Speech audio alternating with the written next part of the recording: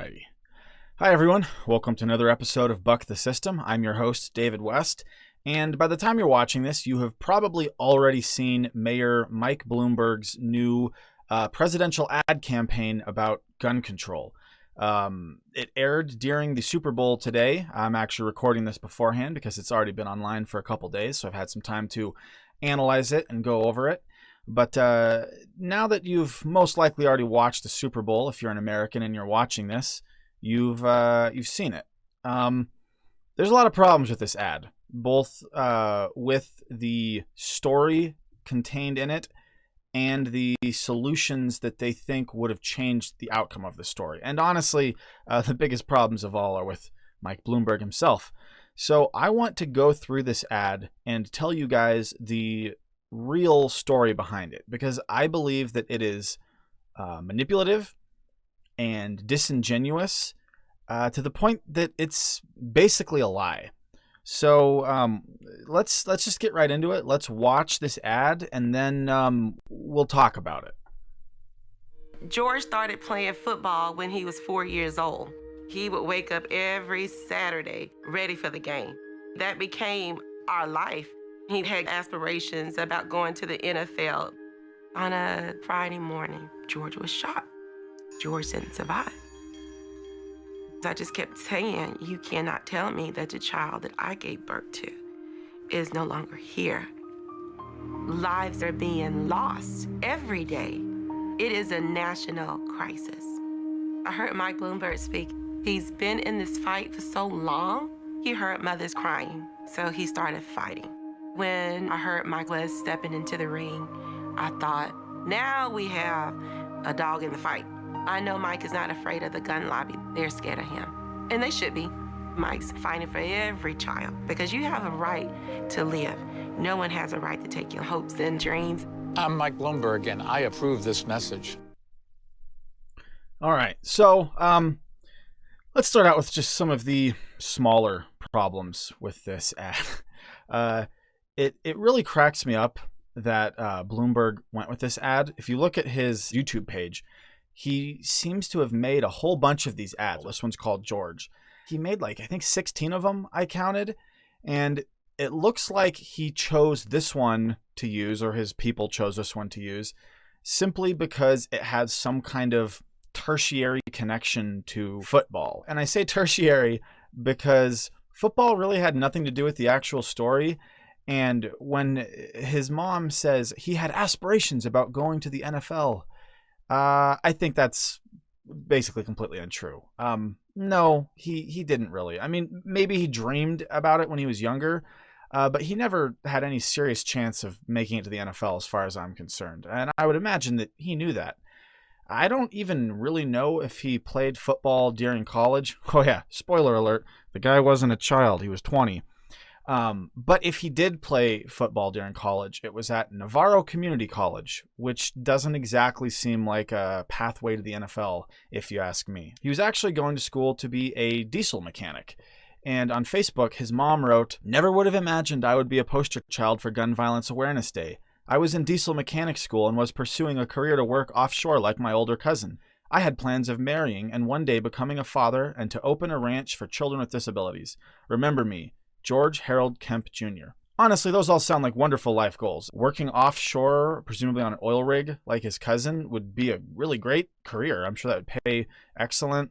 That's cool that he wanted to marry and be a father. Those are all wonderful things.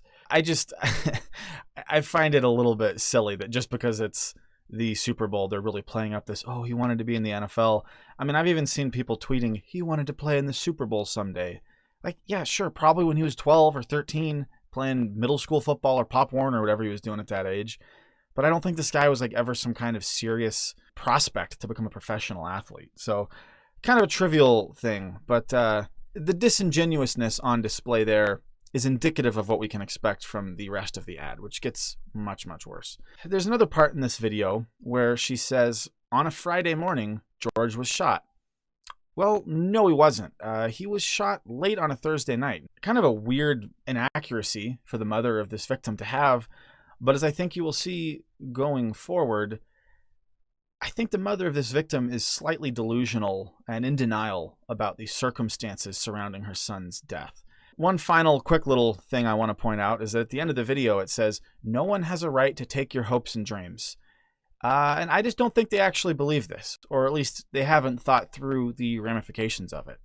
I have a list of guns, probably 50 or 60 guns long, that I have hopes and dreams to acquire someday, and they obviously don't have any problem taking those hopes and dreams from me.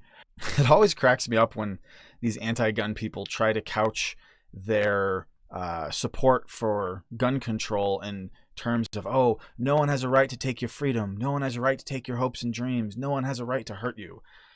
Because those things are already true. You already can get in trouble for hurting people, for taking away their freedom, taking away their hopes and dreams. And you, the gun control person, is explicitly arguing that you should be able to limit my freedom because of your fear and because you think it will have a good outcome. I mean, argue that's justified all you want. You can't argue that you aren't limiting my freedom if you take away my ability to sell guns to a friend without running a background check, or to buy an assault weapon, or to carry a gun without a permit, or whatever. Like, you do support limiting my freedom, so stop acting like you don't. Anyway, those are kind of the trivial things I just wanted to get out of the way and point out are a little silly about this video. Let's start getting into the big stuff. So, right in the middle there, this video makes the claim that 2,900 children die a year. So there's some problems with that. As I already mentioned to you, George Kemp Jr. was 20 years old when he died. He was a college student. He was not a child by any stretch of the imagination. It should also be pointed out that this statistic here, now this is coming from Every Town for Gun Safety. This is Bloomberg's organization. This statistic blatantly includes 19-year-olds. Look at that right there. Annually, nearly 2,900 children and teens ages 0 to 19 are shot and killed. So already this is a little bit silly that they're including 19-year-olds in with children. But I would go a step farther and say that even if they were only listing the deaths from 0 to 18, it's rather ridiculous to make this claim about children. So let's look at some other stuff. Again, if we go back to the Every Town for Gun Safety statistics, you will see that over 1/3 of these 2,900 deaths are suicides. I am a big believer that suicide should not be counted as gun violence, and that it's really just a way for people who are anti-gun to swell the numbers that they're trying to point out as a problem. Because America has far from the highest suicide rate in the world, even though we have far and away the most guns. You know, places like Japan have nearly double the suicide rate that America does, with little to no access to firearms. So clearly, access to firearms is not a driving factor in making people commit suicide. But the main thing that I think is wrong with this statistic is that it uses the term children very, very loosely, and not just because they include 19-year-olds. So here are a couple of graphs that I got online that I've put side by side to, I think, make some very interesting comparisons. On the left, we have the number of murder victims in the United States in 2018 by age, and on the right, we have the resident population of the United States by sex and age as of July 1st, 2018. As you can see from this, the amount of murder victims in the sort of like young adult range, like 17 to like 40, that's really where the bulk of murders are happening. But if you look at the population of the United States, it's not that there obviously aren't lots of children here. There are plenty of children. There's a perfectly normal amount of children. So if you look at like the left side of this graph, you see how many children there are compared to the left side of this graph where you see how many children are being murdered. There's a huge disparity. I did a little bit of math here, and I figured out that in 2018, there were 136 5 to 12-year-olds who were homicide victims. That's just 1% of all homicide victims, despite the fact that 5 to 12-year-olds represent 10% of the population. So this idea that, 2,900 children are murdered is pretty disingenuous. You'll actually see that there's quite a few more very, very young children, infants and toddlers who get murdered. Presumably this is by family members. People obviously don't need a gun to kill an infant or a toddler who's in their care. But then the bulk of the child homicides, you get a decent chunk in the 13 to 16 teen years, and then a huge chunk in the 17 to 19. And there are some pretty obvious reasons for this that we will get into. These 17 to 24-year-old demographic right here, that's 11.4% of the population, but it represents 33.7% of all firearm homicide victims and 23.4% of overall homicides. That's obviously grossly disproportionate to how they're represented in the population. But why is that relevant to this story, you might be wondering? Well, that's because the murder of George Kemp Jr. was a gang shooting. Now look, I am not saying that it isn't tragic when people die in gang shootings. As a parent, I feel for this woman. I have 3 children. I have 2 young boys. And, I would obviously be devastated if they were killed, even if they were killed because they'd gotten involved in some things that they shouldn't have. Gang members, just like you or I, are image bearers of God. And it is tragic when an image bearer of God dies, and especially when one is murdered. It's one of the most heinous crimes that there is. But gang violence is avoidable. And I think it's okay that we don't really find victims of gang violence as sympathetic as we might someone who was killed in a mass shooting. Someone who's just going about their day and gets gunned down by a random shooter who came into their grocery store or whatever. That's a whole lot more tragic and senseless than someone who gets killed as part of a botched drug deal or part of a fight or some sort of gang squabble. It's not that the latter isn't sad, but it's a lot easier to see how it happened. And I think one of the problems with this ad is that George Kemp's mother, Calandrian Simpson-Kemp, seems to be in denial about how her son died. Let's watch another video from her. I didn't sleep very well because I'm just thinking about, man, if somebody could have changed some of these gun laws long before, who didn't listen? Maybe my son would still be here. Then I have to tell myself, that's okay, don't worry about what happened. You're here. My name is Calandrian Simpson-Kemp, and I'm from Houston, Texas. I got up about 4 o'clock this morning, and I got up and prepared us lunches for the other angel moms that lost their children that was going to be on the bus. Kissed my husband goodbye and said, I gotta go. And even though I have to pass the cemetery to get to the bus, I'm going to look over there and I'm going to smile and say, it's okay, your mama got this. This is my life. This is my life. Because I never thought that I would lose my son George to gun violence. But because it's become a part of my life, I have to stay on the battlefield every day. No matter when I wake up, I feel so frazzled. Anxiety just overwhelms you because you still cannot fathom that your child is not here. My son was living a good, productive life. He was happy the last day I talked to him, which was like 2 days before my son was murdered when I got the call. I always say, I was minding my own business, and so was my son. But you called me to the battlefield, so now you must answer. We are on this. Okay, so that last part right there, that's what I really wanted you to hear, as well as something she said at the very beginning. So she just said that she was minding her own business, and so was her son. Well, as I'm about to show you in the rest of this video, her son actually wasn't really minding his own business. He was shot as part of a fight, as part of an altercation. Not to say that he deserved to be shot, but he wasn't just going about his day, minding his business, and someone randomly gunned him down. He was involved in a gang fight, and he got shot during it. Also, at the beginning of the video, she says, if they'd only changed these gun laws a long time ago, my son might still be here. No, he wouldn't. So he was shot, and we'll get into this in a minute here. I'll read you some actual court documents, but he was shot 5 times. So obviously, magazine capacity laws wouldn't have changed anything. If you'd banned everything over a 10-round magazine, he still could have gotten shot. He was one of the people who shot him, because he was actually shot by 2 people, shot him with a revolver. A revolver will basically never be banned. It's not, like semi-automatic handguns that are sometimes the target of gun grabbers. Most gun control people, unless they're the very, very, very extreme ones, will say, oh, no, it's fine. You can own a revolver for self-defense. That's okay. So that wouldn't have been banned. So then what would have prevented him from getting it? Background checks? No, because the shooter was only 17 years old.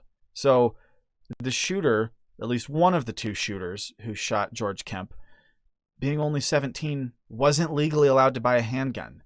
Obviously, he got the handgun illegally.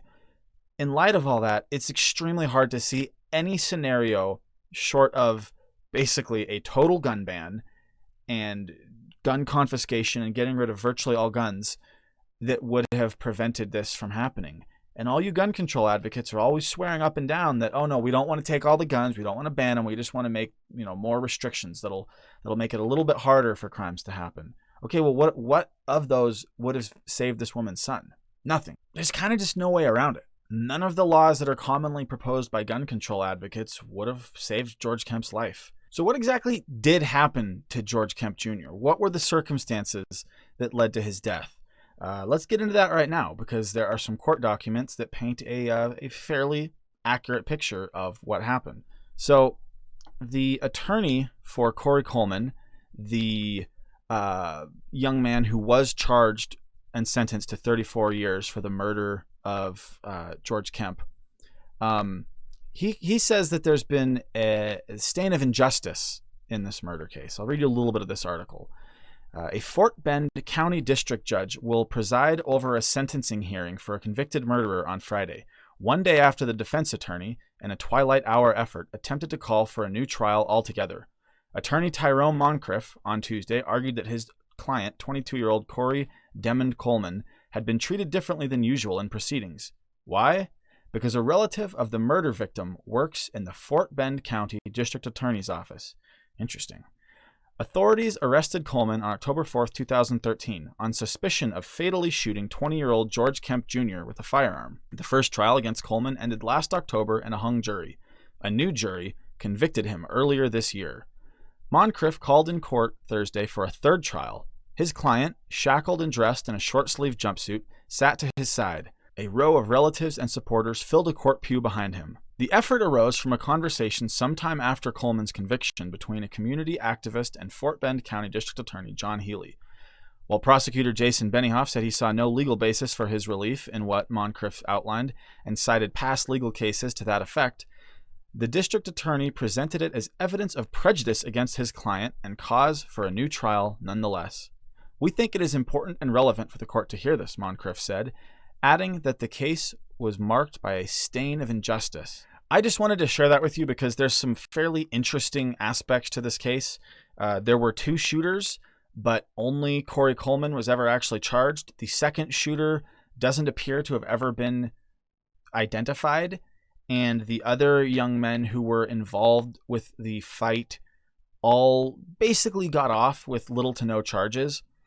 And, the fact that there was a hung jury in the first trial, and the fact that even now there's been years of ongoing legal battles where Corey Coleman's defense has been trying to argue that he's been wrongly convicted, that there wasn't enough evidence to convict him, that he's been treated more harshly than he should have been. All of that together kind of points to this not being exactly the clear-cut case of, oh, this guy was just blatantly murdered that everyone wants to act like it is on the Bloomberg camp. I mean, this isn't quite one of those situations where a bunch of home invaders break into a house and get gunned down by a dude with an AR-15 who's protecting himself from them, and then their families are all crying about the fact that he had an AR-15 in the first place and how their family members who were breaking into his house and threatening his life would still be alive if he hadn't gunned them down. This isn't that. It's not that unsympathetic of a story. But, I mean, it's not like this guy was just walking down the street one day and he got blown away. A lot of this was very, very avoidable. So now let's get into the actual story. Let's read what really happened here. So these are some court documents that have come out through the appeals that Corey Coleman's defense has been putting on. This is pretty recent. I think this August 2019. And it has a pretty good account of what happened that night. So let's read some of this. This case arises from a gang-related shooting. On September 26, 2013, just before midnight, the police received a dispatch for shots fired in the Lakemont subdivision in Richmond, Texas. When they arrived, they discovered a deceased male, later identified as George Kemp, age 20, lying face down in a pool of blood. He had been shot 5 times. At the scene, the police recovered ballistics evidence discussed thoroughly below, establishing that 2 types of handguns had been fired that night: a 9mm semi-automatic pistol and a revolver of either .38 or .357 caliber. The police proceeded to interview several witnesses and received several tips. They determined that 2 groups of young men, most of them teenagers, had met that night for a fight. On the one hand, there was a group led by B. Dilworth, which included K. Mallow, D. Lewis, and Kemp. On the other hand, there was a group led by B. LaCour, which included S. Spence, C. Coleman, and at least 3 other young men, identified inconsistently throughout the record. The police then interviewed the members of each group and further determined that, earlier in 2013, Dilworth and LaCour had become embroiled in some sort of dispute, which led to Dilworth challenging LaCour to a fight. This, in turn, led to the 2 groups meeting in the Lakemont subdivision the night of the shooting. A fight ensued, and, at some point, LaCour yelled for someone in his group to shoot Dilworth. Coleman, armed with a 9mm semi-automatic pistol, and another member of LaCour's group, armed with some sort of revolver, then fired multiple shots, at least some of which hit Kemp, killing him. Coleman was indicted and tried for murder. The state argued that the evidence showed that the gunman with the revolver shot Kemp at least 3 times, and that Coleman shot Kemp at least once. The jury found Coleman guilty of murder, and the trial court signed a judgment of conviction sentencing him to 34 years confinement. Coleman appeals.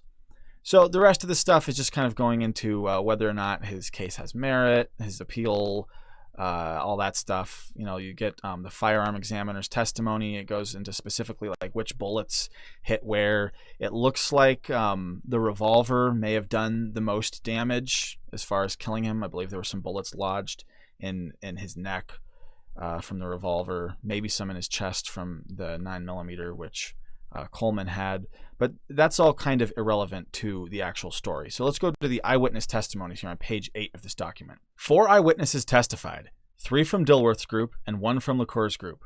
From Dilworth's group, the jury heard testimony from Dilworth himself, Molo, and Lewis. And from LaCour's group, the jury heard testimony from Spence. Each witness gave slightly different, and at times conflicting, accounts of what happened. Dilworth testified that he was 17 years old the night of the shooting. Kemp was his cousin, and the 2 of them were close. On the night of the shooting, he met Kemp and Lewis at a high school football game. His plan that evening was to fight LaCour. Dilworth knew LaCour from high school, and the 2 were not friends. According to Dilworth, LaCour and several other men had, quote, jumped his cousin a few months earlier, which had prompted Dilworth to challenge LaCour to a fight. Dilworth testified that Kemp, Lewis, and he got into Kemp's silver Mercury Sable and drove to a nearby Whataburger, where Dilworth and LaCour had agreed to meet for the fight. But LaCour never showed up, and Dilworth, Kemp, and Lewis eventually drove to Lakemont, which is where LaCour lived. Once inside the subdivision, they picked up their other friend, Molo, who also lived in Lakemont. They then drove to LaCour's block, where they met LaCour and a group of his friends, who pulled up in a gold Honda Accord driven by LaCour. Dilworth testified that no one in his group brought any weapons because they did not think they had to. They believed the 2 groups were meeting so that Dilworth and LaCour could have a one-on-one fistfight. Dilworth testified that when LaCour and his group got out of their car, LaCour ran up to Dilworth, and the 2 began fighting while the others watched. Dilworth landed a few punches, and LaCour fell to the ground. LaCour got back up and tried to continue fighting Dilworth, but Dilworth continued to get the best of him, and LaCour yelled for one of his friends to, quote, shoot him.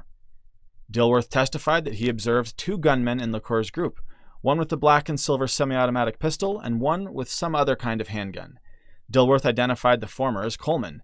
He did not specifically identify the latter. According to Dilworth, when LaCour yelled for someone to, quote, shoot him, the comment was directed specifically at Coleman, but Coleman did not shoot right away. Instead, the fight continued for a few more seconds and eventually broke up. Then one of the members of LaCour's group ran towards Dilworth's group, and Kemp punched him. And it was at this point that Coleman and the other gunmen opened fire. Dilworth testified that Coleman's initial shot appeared to be pointed toward the ground. He did not say whether he observed at whom or what the other gunmen initially fired. Once the initial shots were fired, Dilworth and the other members of his group took off running. And while he was running, Dilworth heard, but did not see, 5 or 6 additional gunshots. Molo testified that he was 17 years old the night of the shooting. He testified that no one in his group was armed that night because they did not expect anyone from LaCour's group to be armed. They just thought LaCour and Dilworth were going to fight each other one-on-one. Molo testified that, once LaCour and the members of his group got out of LaCour's vehicle, Dilworth and LaCour squared up and started fighting. Dilworth, quote, got the best of LaCour, knocking him to the ground. LaCour then got up and yelled for someone to, quote, shoot this N-word. Molo testified that he noticed a member of LaCour's group, whom he later identified as Coleman, armed with a semi-automatic pistol, but Coleman did not immediately open fire. Instead, LaCour and Dilworth continued to fight for about 10 more seconds, and it was at this point that Coleman began to fire the handgun, quote, into the air, and everyone, quote, took off running. Molo testified that, as he ran, he heard 3 or 4 additional gunshots but did not see at whom or what they were fired. Lewis testified that he was 17 or 18 years old the night of the shooting. According to Lewis, once LaCour's group arrived, LaCour and Dilworth fought one-on-one for several minutes, with neither getting the best of the other. Suddenly, the fight turned into a, quote, brawl between various members of each group. Lewis testified that, at this point, he noticed one of the members of LaCour's group holding a handgun. Lewis testified that he could not tell whether the gun was a semi-automatic or a revolver. Lewis tried to warn the members of his group, but nobody heard him, and the fight continued. Lewis heard someone yell, F this shit, and the man with the gun began shooting. Lewis testified that he did not see where or at whom or what the man was shooting. Once the first shots were fired, Lewis turned around and ran, and while running, he heard 3 or 4 additional shots. Lewis admitted that he failed to identify Coleman as the gunman from a photo lineup shown to him by the police. Lewis testified that he did not know either way whether Coleman fired a gun that night, but he was certain that Coleman was there fighting. Spence testified that he was just 14 years old the night of the shooting. He further testified that he did not have a gun that night, and that he did not realize other members of his group were armed when they drove to Lakemont. Spence thought the two groups were meeting just so Dilworth and LaCour could fight each other one-on-one. Spence testified that the altercation began as a fight between Dilworth and LaCour, but that it eventually turned into a, quote, brawl between the two groups. And as the two groups fought each other, Spence continued, gunshots suddenly began to go off and he ducked for cover. Once the gunshots stopped, he stood up and observed one of the members of his group, whom he later identified as Coleman, with a semi-automatic pistol, and he observed another member of his group with some sort of revolver. Spence testified that LaCour, Coleman, the other gunman, and he then ran back to LaCour's vehicle, got in, and drove off. While in the car, Spence again observed Coleman with a semi-automatic pistol and the other gunman with some sort of revolver. So, obviously, those statements are a little conflicting at points, but I think it paints a fairly accurate picture of what went down, and there are a couple of things that we can take away from it for sure. First of all, this was definitely some kind of gang fight. Secondly, George Kemp was about the only person there who wasn't a teenager. Everyone else ranged from 14 to 17 or 18, and George Kemp was several years older. And thirdly, that George Kemp drove his group there so that his cousin could fight his enemy. There are plenty of ways to imagine how George Kemp Jr. could have been involved in this and still been a decent young man. You know, his cousin got beat up by somebody. He's a big, strong football player. He wants to go and help him out in this fight. That's understandable. I get it. That doesn't make him a monster. That doesn't mean he deserved to die. And clearly, it sounds like everyone else was expecting this to be a fist fight. So the people who brought guns to it to use are clearly, giant turds. And I don't really feel sorry for them being in prison over it. But the fact still stands that this was a very avoidable thing. A 20-year-old college student really should not have been facilitating and even engaging in fights between high schoolers. I don't know if he was a gang member himself, but he certainly was involved with gang members here, and he certainly was involved in a gang fight, so it's pretty easy to see how this could have been avoided. So it's really not like this is just an example of some completely innocent, naive guy going about his day and getting randomly murdered. And I think it's very dishonest of his mother to paint it that way. Gang violence does not kill random people. The overwhelming majority of people killed in gang-related homicides are young men who are themselves involved in gang activity. So why do people use gang violence to fearmonger and kind of treat it like it's, like a mass shooting where people are being killed wantonly and randomly? Well, I think that's because gang violence is very, very common. but not all that sympathetic, whereas mass shootings we have a lot of sympathy for, but they are vanishingly rare in the grand scheme of things. Just the other day for a video that I did, I crunched some numbers and I calculated that from 2005 to 2014, which was the decade that followed the end of the Clinton assault weapons ban, mass shootings accounted for just 1/4 of 1% of all homicides. That's completely statistically insignificant, guys. That's not anything. Why are people trying to stop those events? I mean, they're horrible, but they're so random, there's not a whole lot you can do about them. People want to ban assault weapons, but assault weapons are only used in about 2.5% of all homicides every year. And a huge, huge chunk of those are cops who kill people with their patrol rifles or SWAT teams who kill people during raids and standoffs and stuff. And that's not even just assault weapons that are used in 2.5% of murders. That's rifles as a whole. That's rifles like this, not just rifles like this. So I really don't understand why people are worrying about that and trying to stop those just horrific, completely random events when there's something that would have a much, much bigger effect on lowering the overall homicide rate and specifically the gun homicide rate. It's hard to find statistics on just what percentage of homicides are gang related, but I did find a CDC study that said that in cities with large gang problems, this study specifically was looking at Los Angeles, Oklahoma City, Long Beach, California, Oakland, California, and Newark, New Jersey. And it found that in those 5 cities, there were 2,933 homicides in 1 year. And 856 of them were gang-related. That's 29% of all homicides in those places. That's a massive chunk. I don't know if that number would hold true for the whole country. I don't know if, 29, 30% of all homicides are gang-related in America, but it's pretty tough to deny that a big chunk of them are. Even if it's just 20%, even if it's much lower than it is in those places, that's a huge chunk of all murders. And not only is it a huge chunk of all murders, but there are only 1.4 million gang members in the US. So what that means is that less than 0.5% of America's population is committing and being the victim of a massive portion of homicides, whether that's 10, 15, 20, 30%, whatever it is. It's grossly, grossly, grossly disproportionate to their representation in the population.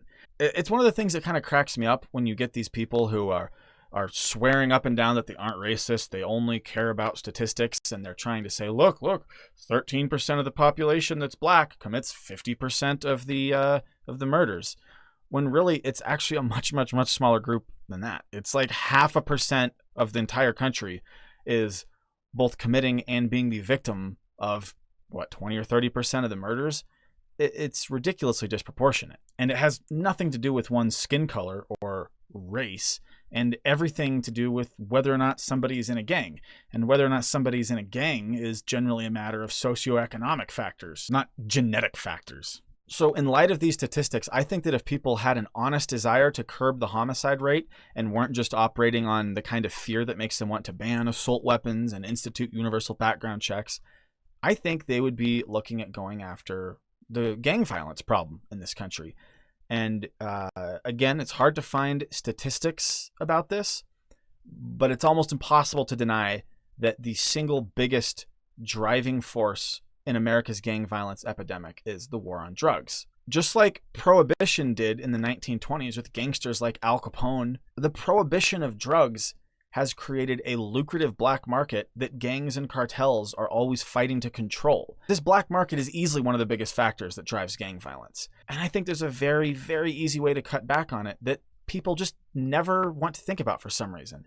And that is ending the war on drugs. And yes, when I say ending the war on drugs, I mean legalizing meth, legalizing heroin, completely obliterating the black market. If you did that and you obliterated the black market, just like we don't see Anheuser-Busch and whatever other breweries killing people these days to push their alcoholic merchandise like we saw people doing during Prohibition, once the black market for drugs was gone, I just don't think we would see people getting murdered to push drugs. All that is to say, there's something a lot more nefarious going on in this story than just a grieving mother who's kind of in denial about how her son died. And that is this idea that Bloomberg is anything but a fascist. Look, I'm no fan of Donald Trump. I didn't vote for him in 2016.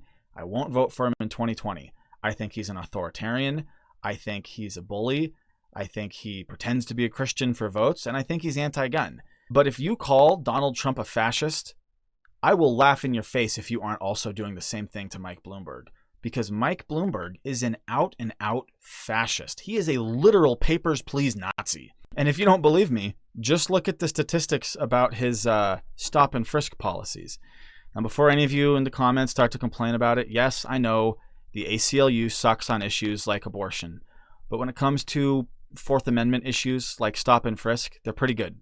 So let's look at this here. Annual stop and frisk numbers. An analysis by the NYCLU revealed that innocent New Yorkers have been subjected to police stops and street interrogations more than 5 million times since 2002, and that Black and Latino communities continue to be the overwhelming target of these tactics. At the height of stop and frisk in 2011 under the Bloomberg administration, over 685,000 people were stopped. Nearly 9 out of 10 stopped and frisked New Yorkers have been completely innocent. If you don't know what stop and frisk is, it's a policing policy that was pervasive in New York City for a period of about a decade, where the police could just stop you and search you anytime they wanted. They didn't need probable cause. They didn't need anything except for, I want to stop that guy. This is a huge human rights abuse, a blatant Fourth Amendment violation, and obviously something that led to a lot of discrimination. So let's look a little bit more here.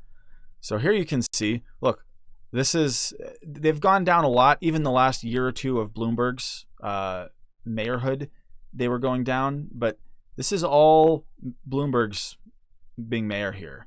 That's how much it went up. That's obscene. And I really don't see much argument that this isn't just papers, please, like a Nazi. So let's look at some of these things. In 2003, 161,000 NYPD stops were recorded. 87% were innocent. 54% were Black. 31% were Latino. This is like 2 or 3 times the representation of Black and Latinos in the New York population. They're obviously getting grossly disproportionately stopped. You know, white people are something like 60% of New York, 50% of New York, and they were only 12% of stops. So as we can see, these stop and frisk engagements, which are completely up to the discretion of local law enforcement officers, individual local law enforcement officers, not even like the department, just a random beat cop can be, hey, I want to stop that guy. When you leave it up to their judgment, they obviously target disproportionately Black and brown people.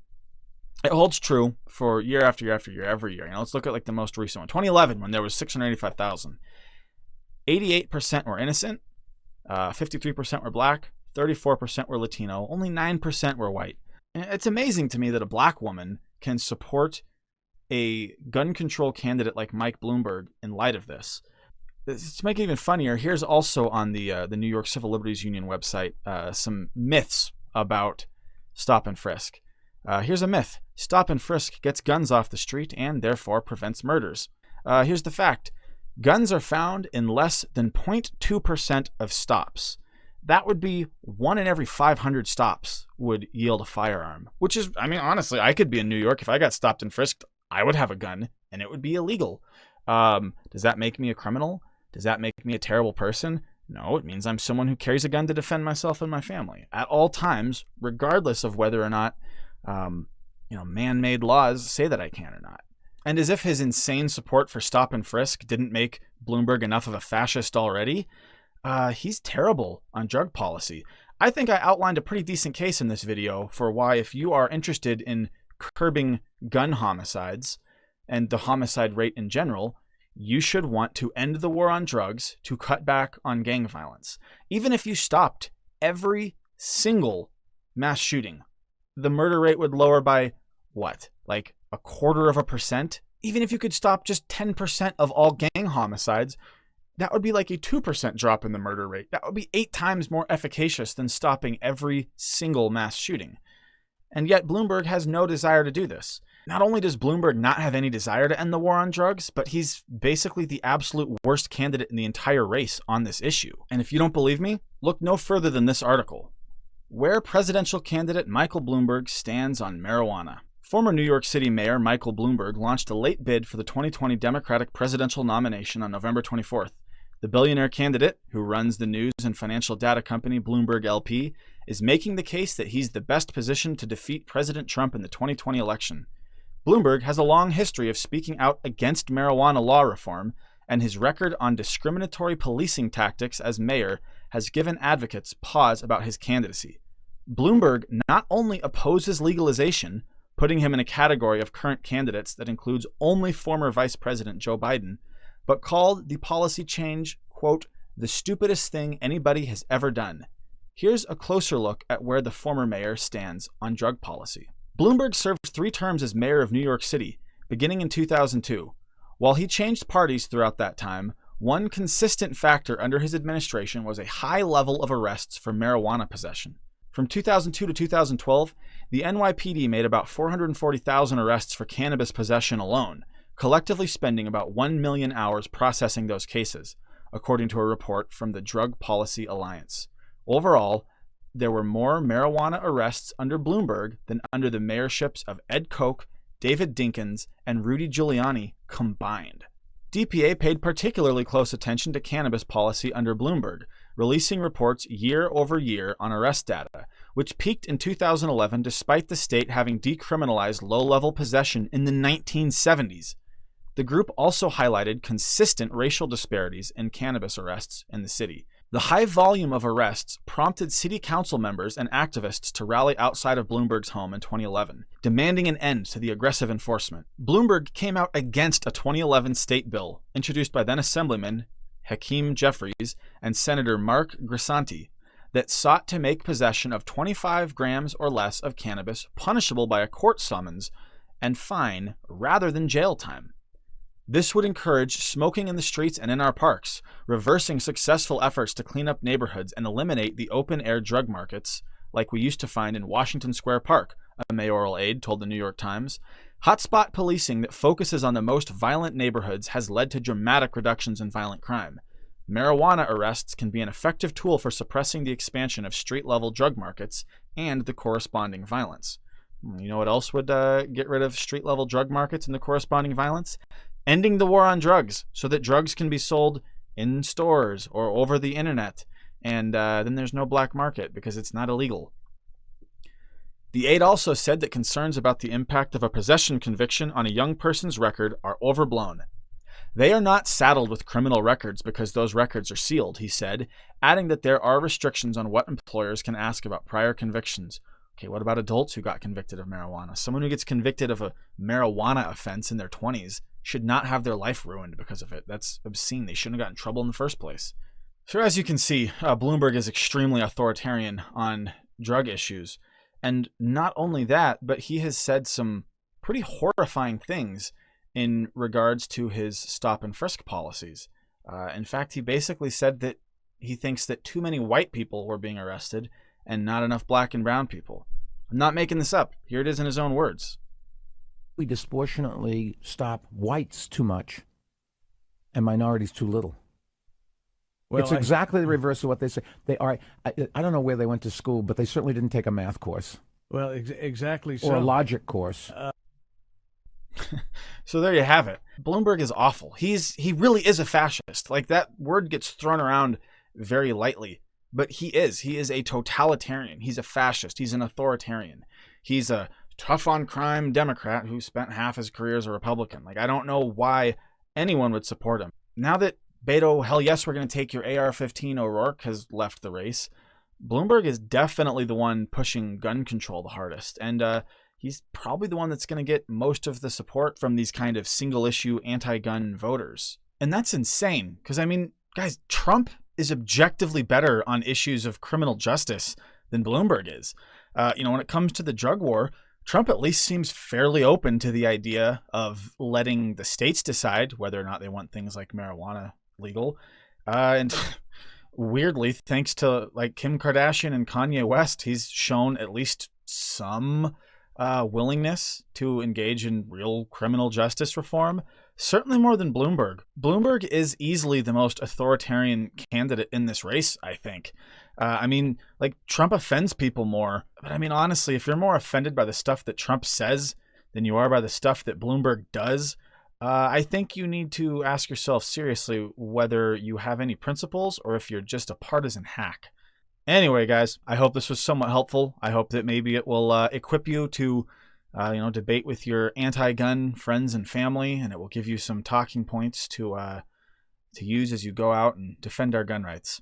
If you're new to my channel and you like what I had to say, please subscribe, hit the little notification bell, and go and check out some of my other videos. This last week, I've done some exposés of a doctor who has basically been caught perpetrating an anti-gun death threat hoax, and also a very funny takedown of one of the dumbest anti-gun politicians I've ever heard open his mouth. So you guys might enjoy that if you enjoyed this video. Take care, and I'll be back with more episodes very soon.